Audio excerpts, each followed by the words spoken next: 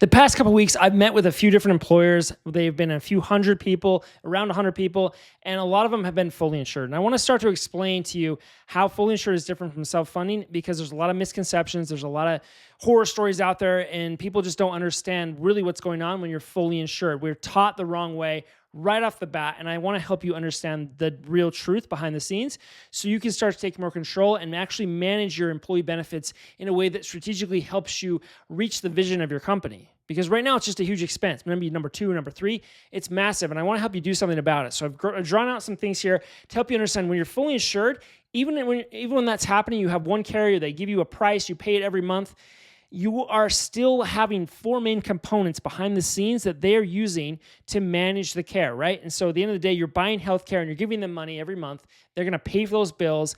And at the end of the year, they're going to tell you, hey, you either did good or you did bad. And they're going to tell you it's an increase, or maybe it's a small increase, maybe it's a large increase, or maybe it's the same. The difference here is that if you understand how they're actually managing that money and have some insight, you can have more control, you can have less cost, and most importantly, less disruption to your company as you continue to scale and grow. So the four main components, the admin, okay? This is the TPA, third-party administrator. This is who processes the claims. This is who sends out the cards. This has the 800 number. Like, this is the front face of your health insurance, okay? The second part is the actual insurance component, the stop-loss reinsurance, okay? When there's a big claim, your fully insured insurance carrier is not paying that claim. They have insurance behind the scenes as well. So when maybe it hits 50,000 or 100,000 or whatever they've set it at, that is paid for by them. But unfortunately, they'll use that whole amount, that whole claim amount, and tell you the next year, you ran expensive, you were bad risk, and they'll try to increase and tell you that's why, even though they actually didn't pay for it. The third component is pharmacy. This is a real big one right now.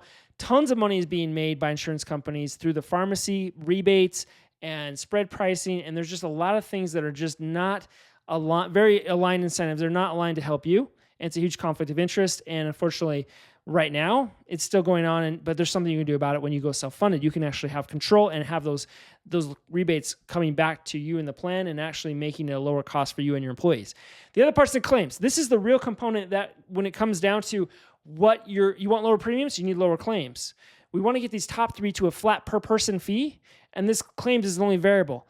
The key to the claims component, though, is teaching your employees what to do and then also making sure you have the lowest price when it comes to your network. Not just getting access to the network, what's the lowest price? Now, this chart right here, I've shown you early on, most carriers are going to try and win your business because they want to lock you in early. They want to hopefully get you in there in the door because they know it's hard for you to leave. It's a tough thing to go out and tell your employees, hey, we're switching insurance companies. So they know that. And their only risk is if you leave down the road, meaning if you have a expensive year. So you see here, this is maybe you came in right at 85%, which is the amount of money they have to use for claims. They can only make 15% profit, Affordable Care Act rule. Maybe you did great the first year, so they maybe bumped you up, 8%, okay, just based on inflation. Well, maybe this next year, you ran real hot. They'll tell you, hey, you had a lot of big claims, and maybe it was like 3% of your employees. Maybe you have 100 employees, and it was 3 of them, and everything's been resolved. They're not chronic, ongoing things, but they're going to tell you, hey, that's crazy. We're going to charge you 30% more the next year. So all you've done, thinking that you're safer in fully insured, is you kick the can down the road. So now everybody has to pay more the next year, and you got to make a decision to pass that through to your employees, raise deductibles, raise max out of pockets, or eat it as a company and basically give up other things that could get a better return on investment. Now, maybe you run good or low cost and actually you're still below, or maybe right at 85%, right? They want to get at that number exactly, even though they control what the prices are in the 85%. They want to get to that number so that they can take their profit, but they're going to tell you, hey, you're flat. A lot of companies will tell me, yeah, we haven't had big increases. Well, that means they're making a ton of money and you're overpaying. They're not going to give you a refund. And there are products out there that will tell you that. There's like a refund built in, but they'll still charge you more. So be cautious of those. Be very careful. I'm not a huge fan. We'll talk about that in a different video. But what if the next year, so if you were self-funded, you'd have this bad month where you'd have to have the stop loss kick in and pay for that. And if you have the right contract in place, they'll actually front pay all that, and it's not going to be a huge hit or the fear of like, well, what if we have $1 million claim? We don't have $1 million sitting in cash. Well, the stop loss does, and they'll pay for it.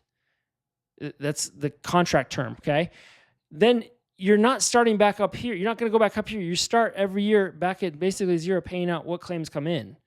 So you're getting rid of that volatility of like, we don't know. We'll just wait and see what comes in October. What if you had another bad year right here? What if that fifth year went up? Are you going to go shop for another carrier, or are you going to take that huge increase that'll come because you ran expensive that year? So it's managing the budget to buy healthcare your employees need is the self-funded model versus just blindly handing over all your money, not asking what the prices will be, not asking for any transparency, and just hoping for the best year after year until it reaches a point where you either start shopping by premium price or you finally take the dive into self-funding and understand how this works. And that's when I want to talk to you. That's when I'm around to help you understand that and navigate that, because I will help you unravel all this and do it in a very easy and way that you understand, but also most importantly, teach your employees how to operate in this kind of setup to keep costs down, to impact the company, have better profits, and hopefully bigger checks for your employees because they're not paying huge premiums. There you have it.